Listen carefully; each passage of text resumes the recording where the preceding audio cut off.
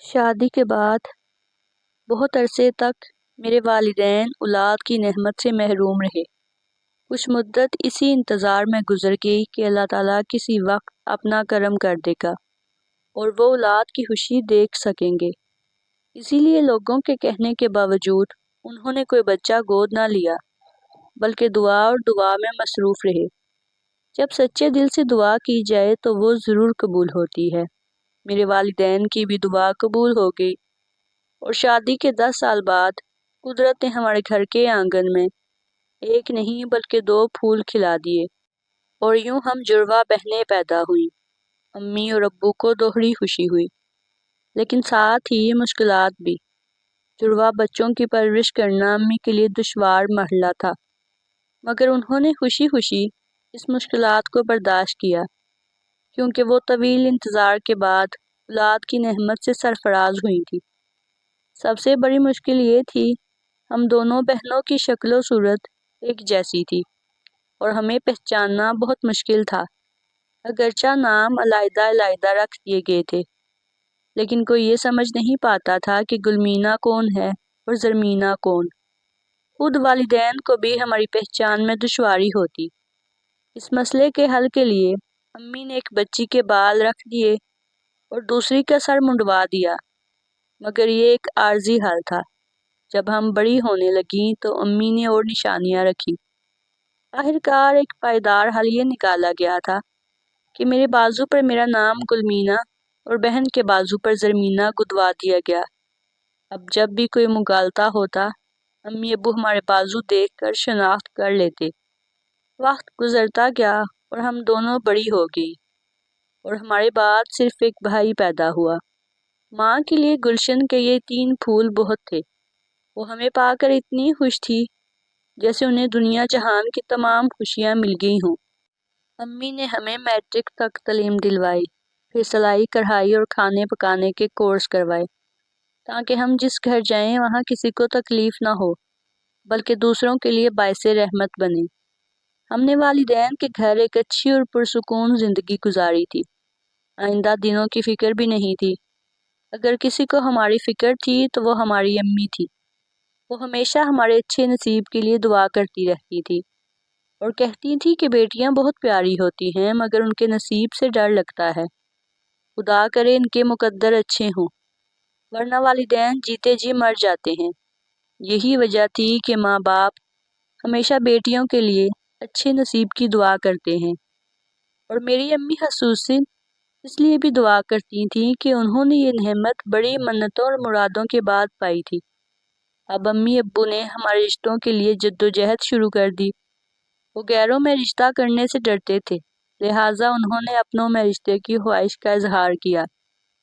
میری پھپھو نے اپنے بیٹے احمد کے لیے حامی بھر لی اور یوں میری شادی میرے کزن سے طے پا گئی، مگر مجھ سے اس بارے میں نہیں پوچھا گیا۔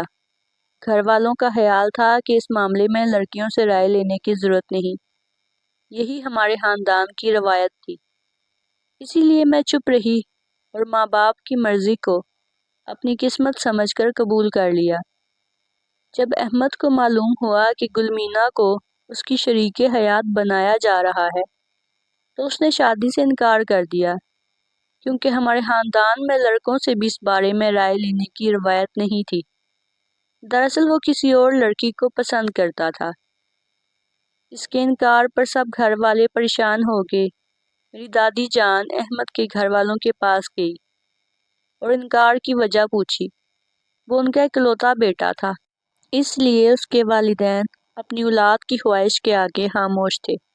مگر ہمارے خاندان میں اگر کسی لڑکی کی منگنی ہو کر ٹوٹ جائے یا لڑکا شادی سے انکار کر دے تو اسے بڑی ذلت کی بات سمجھا جاتا تھا۔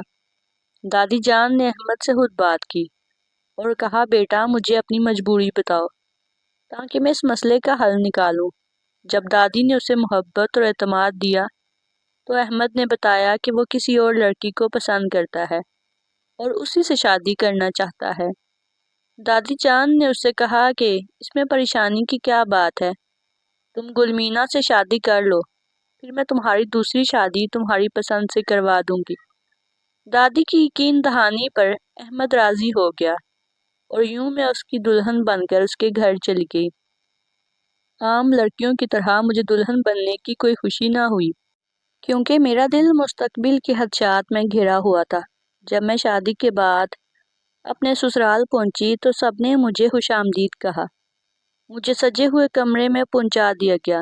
میں دھڑکتے دل کے ساتھ اپنے دلہا کے قدموں کی چھاپ سننے کی منتظر تھی۔ وہ آئے اور گھونگھٹ اٹھانے سے پہلے ہی کہہ دیا، گلمینا، تم صرف چند دن کے لیے میری بیوی ہو، کیونکہ میں نازو سے محبت کرتا ہوں اور جلد ہی اس سے شادی کرنے والا ہوں۔ یہ سن کر میرے پاؤں تلے زمین نکل گئی، مگر میں نے صبر کیا اور احمد کا دل جیتنے کی کوشش کی۔ میں اس کی ہر ضرورت کا خیال رکھتی، رات دیر سے آنے پر اس کے لیے دروازہ کھولتی، کھانے کا پوچھتی، مگر اس پتھر دل پر کوئی اثر نہیں ہوتا تھا۔ گھر کے بڑے سمجھتے تھے کہ شادی کے بعد اس کی سوچ بدل جائے گی، مگر وہ اپنی محبوبہ کی یاد میں پہلے سے بھی زیادہ بے قرار ہو گیا اور دوسری شادی کے لیے ضد کرنے لگا۔ میں اندر ہی اندر گھلتی رہی، مگر زبان سے کوئی شکوہ نہ کیا۔ پھر ایک دن احمد جلدی گھر آیا اور مجھ سے کہا کہ تیار ہو جاؤ، میں تمہیں سیر کے لیے لے جا رہا ہوں۔ میں حیران رہ گئی اور اس کے ساتھ چلی گئی۔ اس دن اس نے مجھے باہر کھانے پر لے جانے کے علاوہ بازار سے کپڑے اور زیور بھی لا کر دیے۔ میں اور میرے گھر والے یہ سمجھنے لگے کہ شاید اب اس نے دوسری شادی کا ارادہ ترک کر دیا ہے اور مجھے قبول کر لیا، مگر یہ سب ایک سیراب ثابت ہوا۔ بالآخر احمد نے نازو سے شادی کر لی اور اسے گھر لے آیا۔ اس نے مجھے اور میری بیٹی کو ایک طرف کر دیا اور ساری توجہ اپنی نئی بیوی پر مرکوز کر دی۔ میرا دل خون کے آنسو روتا تھا، مگر میں مجبور تھی۔ میری ساس نے مجھے صبر کی تلقین کی، مگر میں خود کو بے بس محسوس کر رہی تھی۔ وقت گزرتا گیا اور پھر ایک دن نازو اپنے دوسرے بچے کی پیدائش کے دوران دنیا سے رخصت ہو گئی۔ احمد پر غم کا پہاڑ ٹوٹ پڑا اور میں نے اس کے بچوں کو ماں جیسا پیار دیا۔ وقت کے ساتھ ساتھ احمد نے میری قدر کرنا شروع کر دی اور اب مجھے نازو کہہ کر بلانے لگا، مگر میں برا نہیں مانتی تھی، کیونکہ وہ اب مجھے عزت دینے لگا تھا۔ میری زندگی میں سکون آ گیا تھا، مگر میری بہن کی قسمت مجھ سے بھی زیادہ خراب نکلی۔ اس کی صورت ہی نہیں بلکہ قسمت بھی ہو بہو مجھ سے ملتی جلتی ہے۔ جب اس کے بارے میں بتاؤں گی تو آپ حیران ہوں گے۔ جس لڑکے سے زرمینہ کی شادی کی جا رہی تھی، وہ بھی ہمارا رشتہ دار اور کسی اور لڑکی کو پسند کرتا تھا۔ وہ بھی والدین کا اکلوتا تھا۔ اس کا نام زہیب تھا۔ وہ جس محلے کی لڑکی کے چکر میں تھا، اس لڑکی کا نام شمع سمجھ لیں۔ زہیب پروانہ وار شمع پر نثار تھا۔ ادھر اس کے والدین اس کی شادی میری بہن سے کرنے پر تلے ہوئے تھے۔ آخر جیت والدین کی ہوئی اور زہیب کی شادی زرمینہ سے ہو گئی۔ یعنی بالکل میری طرح کا قصہ ہوا۔ ماں باپ کے اصرار پر اس نے زرمینہ سے شادی کر تو لی، لیکن اس کا دل شمع میں تھا۔ پہلے روز اس نے میری بہن کا گھونگھٹ نہ اٹھایا اور کہا کہ دنیا کی نظروں میں تم میری بیوی صحیح، لیکن میری نظر میں تم ایک غیر لڑکی ہو۔ اگر تمہیں میرے ساتھ ایسی زندگی قبول ہے تو بے شک رہو، ورنہ طلاق لے لینا۔ یہ شادی میرے والدین نے زبردستی مجھ پر مسلط کی ہے۔ میں نے تو ان کو کافی منع کیا تھا، وہ نہیں مانے تو میں کیا کروں۔ اب تمہیں سزا بھگتنی ہوگی سو تم بھگتو۔ یہ تھے وہ استقبالیہ الفاظ جن کو سن کر میری بہن بیچاری سن رہ گئی۔ بہرحال نکاح کا مقدس بندھن تو دونوں کے درمیان تھا۔ زرمینہ نے اس حقیقت کو زہر کا گھونٹ سمجھ کر خاموشی سے پی لیا، کسی سے اس بات کا تذکرہ نہ کیا اور مائکے پلٹنے کی بجائے سسرال میں رہنے کو عزت جانا۔ زرمینہ بہت شریف اور صابر لڑکی تھی۔ اس نے ساس سے بھی تذکرہ نہیں کیا کہ اس کا شوہر اسے بیوی نہیں غیر لڑکی سمجھتا ہے۔ وقت گزرتا رہا۔ جب سال گزر گیا اور اولاد نہ ہوئی تو ساس کو فکر ہوئی۔ وہ بہو کو ڈاکٹر کے پاس لے گئی۔ اس نے کہا کہ یہ لڑکی غیر شادی شدہ ہے، اب اس کی شادی کریں گے تو اولاد ہوگی نا۔ اس پر ساس شرمندہ ہو گئی۔ گھر آ کر ماں نے بیٹے سے بات کی تو اس نے بات کو ٹال دیا۔ یوں 2 سال گزر گئے۔ ماں زہیب کو باتیں سناتی کہ اس سے بہتر تھا کہ تم شادی ہی نہ کرتے۔ آپ جو خودکشی کر رہی تھی تو میں کیا کرتا؟ آپ کی خوشی پوری کرنے کے لیے تو دلہا بن گیا اور اس کو دلہن بنا کر لے آیا ہوں۔ اور کیا کروں؟ زہیب ضد کا پکا تھا۔ وہ بیوی کو اس کے حقوق اور پیار نہ دے سکا، بلکہ ماں سے کہا اگر چاہتی ہیں کہ زرمینہ بطور بہو گھر میں رہے تو میری شادی شمع سے کروا دیجیے۔ ماں نے ڈنڈا اٹھا لیا، لیکن میری بہن نے حوصلے سے کام لیا اور شوہر سے کہا اب امی جان سے نہ الجھیں، جو بھی مسائل ہیں ہم خود حل کریں گے۔ زہیب نے اکیلے میں بیوی سے فرمائش کی کہ تم میری کزن بن کر شمع کے گھر جاؤ اور میرے رشتے کی بات کرو۔ شمع کے والدین کی یہی شرط ہے کہ لڑکے کے گھر سے کوئی رشتہ لینے آئے۔ زرمینہ نے مجھے بلایا اور قسمیں دے کر ساتھ لے گئی۔ ہم شمع کے گھر گئے، رشتے کی بات کی، انہوں نے ہاں کر دی۔ لڑکی ایفے پاس اور شکل و صورت میں اچھی تھی، لیکن اس کو ایک نظر دیکھتے ہی مجھے اندازہ ہو گیا کہ اس کا چال چلن درست نہیں ہے۔ خاندان بھی اچھا نہ تھا، ماں باپ بھی ایسے ویسے ہی تھے۔ ہم نے آ کر زہیب کو یہ رپورٹ دی تو وہ الٹا ہم پر برہم ہوا کہ حسد کے مارے تم لوگ کیڑے نکال رہی ہو، ورنہ شمع ایسی ویسی نہیں ہے، وہ تو بڑی شریف اور سادہ مزاج لڑکی ہے۔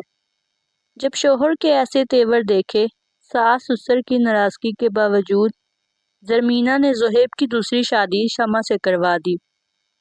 پہلی رات زہیب نے شمع کو بتا دیا کہ زرمینہ میری بیوی ہے، وہ میری کزن نہیں، جس پر اس نے کہا کہ تم زرمینہ کو طلاق دے دو۔ زہیب نے کہا طلاق کا رواج ہمارے خاندان میں نہیں ہے، میں اسے طلاق نہیں دوں گا، البتہ تم چاہو تو الگ گھر میں رہو۔ زہیب جس گھر میں رہتا تھا اس کے ساتھ والا گھر خالی تھا، یہ بھی ان کا ہی تھا، پہلے کرائے پر تھا۔ جب کرایہ داروں نے خالی کر دیا تو زہیب نے گھر سجا کر نئی بیوی کو اس میں شفٹ کر دیا۔ اب میری بہن ساس سسر کے ساتھ رہتی تھی اور زہیب اپنی نئی بیوی کے ساتھ برابر والے گھر میں رہتا تھا۔ شروع میں یہ دونوں بہت خوش و خرم رہے، پھر کٹ پٹ ہونے لگی، کیونکہ روزانہ ہی شمع کے والدین، اس کے رشتہ دار اور کزن بھی گھر آنے لگے، جس پر زہیب کو الجھن ہوتی تھی۔ تاہم وہ اب بھی زرمینہ کے پاس بیٹھنا، اس سے بات کرنا گوارا نہیں کرتا تھا۔ بس ماں باپ سے دن میں ایک مرتبہ ملنے آتا اور تھوڑی دیر بعد واپس چلا جاتا۔ میں نے محسوس کیا کہ شمع شوہر کو نہیں چاہتی تھی، لیکن زہیب اس پر فدا تھا، اس کی ہر بات مانتا اور ہر خواہش پوری کرنے کی کوشش کرتا۔ انہی دنوں زہیب کا تبادلہ نزدیکی شہر ہو گیا۔ اب وہ صرف اتوار کو آتا، باقی دنوں ڈیوٹی پر رہتا تھا۔ جلد ہی محلے والوں نے شکایت کی کہ شمع کے گھر بدمعاش لوگ آتے ہیں اور اس طرح محلے کا ماحول خراب ہوتا ہے۔ یہ کون لوگ ہیں؟ سسر نے پریشان ہو کر شمع سے پوچھا تو اس نے کہا کہ میرے کزن آتے ہیں۔ محلے والوں کو کیوں اعتراض ہے؟ کیا ان کے گھر میں ان کے رشتہ دار نہیں آتے؟ کیا ہم نے کسی پر اعتراض کیا ہے؟ سسر بیچارے چپ ہو گئے۔ دراصل اس کی دوستی اور لوگوں سے تھی، اور شادی کے بعد بھی یہ لوگ اس عورت سے رابطہ رکھے ہوئے تھے۔ یہ بدمعاش قسم کے لوگ تھے جن سے جان چھڑوانا اب شمع کے بس کی بات نہیں تھی، ورنہ وہ اسے ذلیل کرنے کی دھمکیاں دیتے تھے۔ واقعہ ہی صبر کا پھل میٹھا ہوتا ہے۔ میری بہن نے بہت صبر کیا اور اللہ تعالیٰ کو اس کا صبر پسند آیا۔ انہی دنوں حکومت کی طرف سے میری بہنوئی کو بیرون ملک بھیج دیا گیا، اور یہ واقعہ ان کے جانے کے بعد ایک ماہ بعد پیش آیا۔ ہوا یوں کہ شوہر کے جاتے ہی شمع کو آزادی مل گئی۔ اب وہ دن کو ہی نہیں رات کو بھی گھر سے باہر رہتی، مائکے جانے کے بہانے وہ جہاں چاہتی چلی جاتی، اور جب سسر صاحب اس کے مائکے بہو کا پتہ کرنے جاتے تو وہ لوگ کہتے بس ابھی کسی سہیلی کے گھر گئی ہے، آتی ہی ہوگی۔ ہمارے یہاں ایسی آزادی کا تصور نہیں تھا۔ لیکن شمع کے گھر کا ماحول ہم سے بالکل الگ اور مختلف تھا۔ بہرحال سسر کو پتہ چل گیا کہ وہ اچھی عورت نہیں ہے۔ انہوں نے کہہ دیا جب تک زہیب نہیں آ جاتا تم نے ہماری اجازت کے بغیر کہیں نہیں جانا۔ شمع کی خدا جانے ایسی کیا مجبوری تھی کہ وہ باز نہ آئی۔ اس نے گھر میں ہی برائی شروع کر دی۔ اچانک ایک روز زہیب بغیر اطلاع گھر آ گیا تو گھر میں 3-4 نوجوانوں کے ساتھ بیوی نے محفل جمائی ہوئی تھی اور دعوت کر رکھی تھی۔ زہیب کی آنکھوں میں خون اتر آیا۔ اس نے فون کر کے اسی وقت پولیس کو بلایا اور بدماشوں کو ان کے حوالے کیا۔ بیوی کو بھی بہت مارا، بچی چھین لی اور بیوی کو طلاق دے کر اس کے مائکے روانہ کر دیا۔ بچی کو لا کر میری بہن کی گود میں ڈالا کہ اب یہ تمہاری ذمہ داری ہے اور تم اسے ماں بن کر پالو گی۔ اس کے بعد زہیب کو سمجھ آ گئی کہ اچھی عورت کیا ہوتی ہے اور بری عورت کیسی ہوتی ہے۔ اچھی عورت ہی بیوی بنانے کے لائق ہوتی ہے۔ اپنے بچوں کی ماں کے لیے عزت دار عورت سے ہی نکاح کرنا چاہیے۔ اگر غلط عورت سے شادی ہو جائے تو نسل تباہ ہو جاتی ہے۔ زرمینہ نے صبر کیا۔ اب زہیب اس سے پیار کرتا ہے بلکہ جان نثار کرتا ہے، اور جس پر وہ پہلے جان نثار کرتا تھا اسے اپنے کرتوتوں کی سزا اس طرح ملی کہ ایک دن سنا اسے کسی چاہنے والے نے قتل کر دیا ہے اور گرفتار ہو کر جیل چلا گیا۔ آج شمع کے ماں باپ پچھتاتے ہیں کہ ہم نے کیوں بیٹی کو ایسی پرورش پر چلایا جس کا انجام دکھ اور رسوائی کے سوا کچھ نہ تھا۔ میں اور میری بہن خدا کا شکر ادا کرتے ہیں، کچھ عرصہ دکھ سہنے کے بعد حقیقی خوشیوں بھری زندگی گزار رہے ہیں، اور والدہ کی دعائیں رنگ لے آئیں کہ خدا میری بیٹیوں کے نصیب اچھے کرے۔ خدا اولاد دے تو اچھے نصیب بھی دے، ورنہ بے اولاد رہنا بھلا ہے۔ خان میرے والد صاحب کے پاس ملازمت کرتا تھا۔ والد صاحب کا کافی بڑا کاروبار تھا جس کو خان بخوبی سنبھالتا تھا۔ والد صاحب اس سے بہت خوش تھے، یہاں تک کہ انہوں نے اسے بیٹا بنا لیا۔ وہ ہمارے گھر آنے جانے لگا۔ ان دنوں میری عمر 18 سال تھی۔ میں بے حد حسین تھی۔ میں خان کو بھا گئی اور مجھے بھی وہ اچھا لگا۔ میں نے ماں کو بتا دیا کہ مجھے خان پسند ہے، اور چونکہ خان ابا جان کو بھی پسند ہے اب کوشش کریں کہ میرا رشتہ اس سے ہو جائے۔ میں ماں سے منتیں کرتی رہی، ان کے دل میں رحم آ گیا اور انہوں نے اپنی طرف سے والد صاحب سے بات کی کہ لڑکا اچھا ہے، کیا ہی اچھا ہو کہ صدف کا رشتہ اس کے ساتھ ہو جائے۔ غالباً والد صاحب بھی یہی چاہتے تھے۔ انہوں نے امی سے کہا کہ صدف سے پوچھ لو، اگر وہ راضی ہے تو ہم خان کے گھر والوں سے ملتے ہیں۔ امی کو مجھ سے بات کرنے کی ضرورت نہیں تھی کیونکہ میں تو پہلے ہی ان سے کہہ چکی تھی۔ خان بھی دل سے راضی تھا، لیکن مسئلہ اس کے گھر والوں کا تھا۔ اس نے جا کر اپنے والدین کو راضی کرنے کی کوشش کی، مگر وہ کسی طرح نہ مانے۔ صرف اس کا ایک بڑا بہنوئی اس بات کے حق میں تھا کہ اگر خان اپنی پسند سے شادی کرنا چاہتا ہے تو اسے کرنے دی جائے۔ گھر والوں نے ساتھ نہ دیا، لیکن اس کا بہنوئی اپنی بیوی کو لے کر ہمارے گھر آ گیا۔ اس نے والد صاحب کو تمام صورتحال سے آگاہ کیا اور کہا آپ فکر نہ کریں، ہم بعد میں والدین کو راضی کر لیں گے۔ ابھی میں اور میری بیوی خان کے ساتھ ہیں، آپ ہم پر بھروسہ کریں، اپنی بیٹی کی شادی خان سے کر دیں، آگے کا ذمہ ہم اٹھاتے ہیں۔ والد صاحب کچھ پریشان ہو گئے، لیکن یہاں بھی ماں کی محبت ڈھال بنی۔ انہوں نے ابو کو سمجھا بجھا کر راضی کر لیا۔ دلہا کی طرف سے اس کا بہنوئی اور سگا بھائی ساتھ ہوئے اور ہماری شادی ہو گئی۔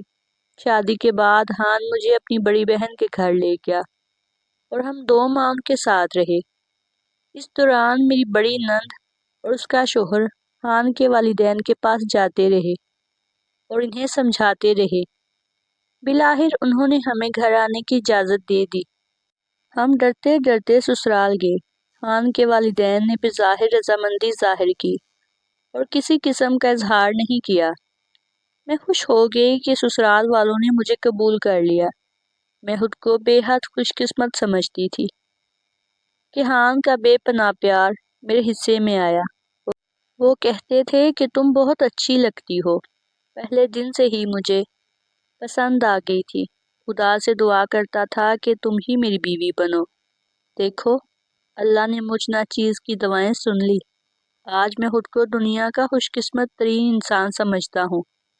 میرے شوہر کی یہ غلطی تھی کہ وہ اپنا پیار گھر والوں سے چھپا نہیں سکتے تھے اور سب کے سامنے ہی مجھ سے اپنی محبت کا اظہار کرتے تھے۔ یہ بات میرے سسرال والوں کو ناگوار گزرتی تھی، اس وجہ سے ان کا رویہ میرے ساتھ خراب ہونے لگا۔ شوہر نے مجھے سمجھایا کہ صبر سے رہنا اور منہ سے کچھ نہ کہنا، یہ جو بھی کہیں پلیز میری خاطر برداشت کر لینا۔ میں نے ان کی بات مان لی اور اب جو بھی میرے ساتھ ہوتا میں چپ رہتی۔ شادی کے بعد مجھے پتہ چلا خان صاحب نشہ بھی کرتے ہیں اور سگریٹ بھی پیتے ہیں، لیکن مجھے ان کے کسی رویے سے کوئی شکوہ نہ تھا، کیونکہ وہ میرا بہت خیال رکھتے تھے اور مجھ سے بے حد محبت کرتے تھے۔ میں نے کبھی گھر کے حالات والدین کو جا کر نہیں بتائے، نہ چاہتی تھی کہ ان کا دل دکھے یا ان کی میرے سسرالیوں سے تلخی ہو جائے۔ ہر بات دل پر سہ لیتی تھی۔ ایک دن سخت گرمی تھی، پانی بھی نہیں آیا تھا اور سب برتن گھڑے خالی پڑے تھے۔ ہمارے گھر میں کنواں تھا۔ میں نے دوپہر کے وقت جب سب اپنے کمروں میں آرام کر رہے تھے، میں نے سخت گرمی میں کنویں سے سارے برتن بھر دیے۔ سارا کام کرنے کے بعد تھکن محسوس ہو رہی تھی، اس لیے میں جا کر ایک کمرے میں سو گئی۔ تھوڑی دیر بعد میری منجلی نند آئی، دروازہ کھولا، پنکھا بند کر دیا اور چلانے لگی کہ تم کون سی لینڈ لارڈ ہو جو تمہیں خبر ہے کہ ابھی میرے شوہر آنے والے ہیں اور وہ اسی پلنگ پر آ کر سوئیں گے، تم جان بوجھ کر یہاں لیٹی ہو۔ یہ بات مجھے بہت ناگوار گزری۔ اس نے کچھ ایسے انداز میں بات کی کہ میں پتھر کسی ہو گئی۔ مجھے تو نہ اس کے شوہر کے آنے کی خبر تھی، نہ یہ معلوم تھا کہ وہ کس کمرے میں سونا چاہتے تھے۔ میں حیران و پریشان بیٹھی تھی کہ اتنے میں خان آ گئے۔ انہوں نے پوچھا کہ کیوں پریشان ہو؟ میں نے ساری بات بتا دی۔ کہنے لگے کہ وہ جھوٹ بول رہی ہے، اس کے شوہر نے تو آنا ہی نہیں، وہ اس وقت کسی اہم ڈیوٹی پر دوسرے شہر میں ہے اور یہ صرف تمہیں پریشان کرنے کے لیے ایسی باتیں کر رہی ہے۔ اب میں جان گئی کہ صبا نے مجھے رسوا کرنے کے لیے یہ سب کہا تھا۔ اس کا مقصد مجھے خان کی نظروں میں گرانا تھا، مگر اللہ نے میری لاج رکھ لی۔ خان نے نہ صرف میری بات پر یقین کیا بلکہ تسلی بھی دی کہ مجھے معلوم ہے صبا نے سب فساد پھیلانے کے لیے کیا ہے، تم فکر نہ کرو اور اس کی باتوں کو نظر انداز کرو۔ صبا نے اسی بات پر بس نہیں کیا بلکہ کنویں سے جو پانی میں نے بھر کر رکھا تھا وہ سب گرا دیا اور کہا کہ دوبارہ سارے برتن بھرو کیونکہ وہ پانی خراب ہو چکا ہے۔ میں تھکن سے چور تھی، تب میرے شوہر نے خود جا کر بڑے بڑے ڈرموں میں پانی بھر دیا۔ ایک بار خان نے پریشان ہو کر زیادہ نشہ کر لیا تو ان کی ماں نے انہیں اپنی بڑی بیٹی اور داماد کے گھر بھجوا دیا جنہوں نے ہماری شادی کروائی تھی۔ ان سے کہا کہ اس کو سنبھالو اور کچھ عرصہ اپنی طرف رکھو، کیونکہ وہ بیوی کی وجہ سے پریشان رہتا ہے اور نشہ کرنے لگتا ہے۔ وہ گھریلو جھگڑوں سے بیمار ہو گیا۔ یوں ساس نے انہیں مجھ سے دور کر دیا، حالانکہ ان دنوں ان کی ذہنی حالت درست نہ تھی اور انہیں میری سخت ضرورت تھی۔ میری جدائی سے خان اور زیادہ دل شکستہ ہو گئے۔ ان کا دل وہاں نہیں لگتا تھا۔ وہ اور زیادہ سگریٹ پیتے تو وہ لوگ انہیں نشے کا انجیکشن لگا کر سلا دیتے کہ اسے نیند اور سکون کی ضرورت ہے، مگر ان کے اصل مسئلے کو کسی نے نہ سمجھا۔ 3 ماہ گزر چکے، وہ گھر نہ آئے۔ ادھر میں ان کی جدائی میں تڑپتی، جی چاہتا تھا کہ وہ آ جائیں، میں اڑ کر ان کے پاس پہنچ جاؤں، مگر میں بھی مجبور تھی۔ میری ساس مجھے ان کے پاس جانے نہیں دیتی تھی۔ انہیں جب ہوش آتا وہ میرا نام پکارتے۔ بالآخر یہ بات نندوئی کی سمجھ میں آ گئی اور میری ساس کے پاس آئے اور کہا کہ اب بانو کو خان کے پاس بھیج دیں ورنہ وہ اس کی جدائی میں مر جائے گا، مگر ساس نے مجھے نندوئی کے ساتھ بھیجنے سے انکار کر دیا۔ بالآخر 3 ماہ بعد خان خود گھر واپس آ گئے۔ وہ اپنی ماں سے سخت خفا تھے اور انہوں نے اعلان کر دیا کہ وہ مجھے لے کر علیحدہ گھر میں رہیں گے۔ چنانچہ انہوں نے میرا اور اپنا سامان اٹھایا اور ہم قریبی ایک اور گھر میں منتقل ہو گئے۔ چند دن گزرنے کے بعد میں نے سوچا کہ ساس سسر کو سلام کراؤں، شاید اس بہانے سے وہ راضی ہو جائیں۔ میں ان سے ملنے گئی لیکن انہوں نے مجھے سخت بے عزت کر کے گھر سے نکال دیا۔ وہ دن میری ان کے گھر پر آخری حاضری کا تھا۔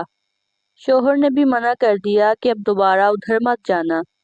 اس کے بعد ہماری ایک نئی پرسکون اور محبت بڑی زندگی کا آغاز ہوا۔ حان نے آہستہ آہستہ نشہ چھوڑ دیا۔ اللہ تعالیٰ نے ہمیں ایک بیٹا عطا کیا اور زندگی خوشگوار گزرنے لگی، لیکن سسرال والوں کو ہماری یہ خوشی گوارا نہ تھی۔ ایک دن میری سب سے چھوٹی نند ثنا آئی اور میرے شوہر کو بلا پھسلا کر لے گئی۔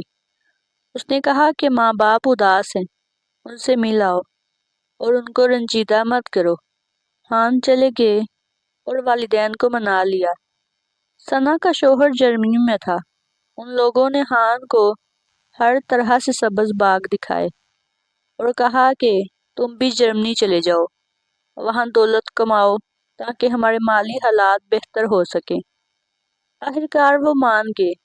جرمنی بلانے کے انتظامات مکمل ہونے کے بعد ثنا کے شوہر نے انہیں اپنے پاس بلا لیا۔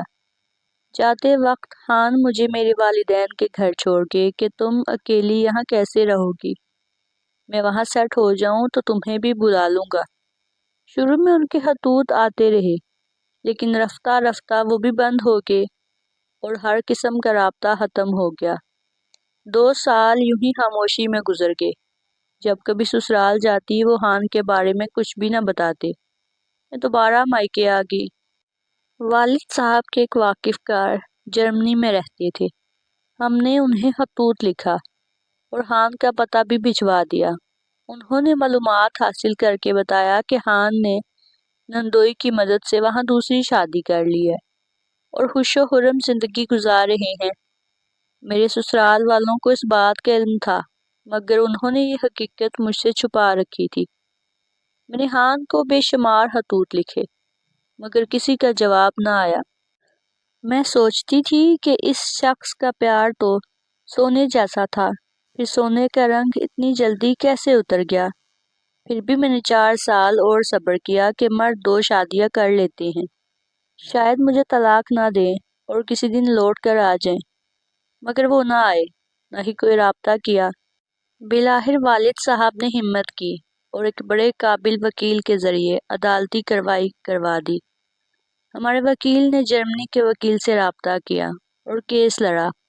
پتہ چلا کہ حان نے وہاں یہ بتایا تھا کہ اس کی پہلی بیوی مر گئی ہے، اس لیے اس نے دوسری شادی کی تھی۔ میں ثبوت کے طور پر خود پیش ہو گئی اور اپنا بیٹا بھی دکھایا۔ وکیل نے جرمن عدالت کو اس ظلم سے آگاہ کیا تو اس کی دوسری بیوی نے حان سے طلاق حاصل کر لی۔ حان کا وہاں اپنا رہنا بھی دشوار ہو گیا اور وہ اپنے ملک واپس چلا گیا۔ اس دن کے بعد سے ان کا کچھ پتہ نہیں چلا، مگر میں آج بھی ان کے انتظار میں ہوں، حالانکہ اس بات کو 10 سال گزر چکے ہیں۔ ناظرین، اگر آپ کو ہماری کہانیاں پسند آئی ہیں تو چینل کو سبسکرائب کر دیں اینڈ بیل کا جو آئیکن ہے اس کو پریس کر دیں